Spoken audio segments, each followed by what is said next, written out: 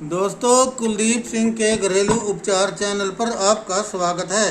High BP, heart, सर्दी, खांसी और वजन कम करने के इलाज के लिए चैनल को लाइक शेयर करें। 1 चम्मच शहद गुनगुने पानी में मिलाकर खाली पेट पीने से वजन कम करने और सर्दी खांसी में लाभ होता है। 1 टुकड़ा अर्जुन की छाल 1 गिलास पानी में उबालें। आधा कप रहने पर खाली पेट सेवन करने से हार्ट हेल्थ और हाई बीपी के लिए लाभकारी होता है। पान के पत्ते को पानी में उबालकर पीने से छाती का कफ दूर होता है और खांसी में भी आराम मिलता है।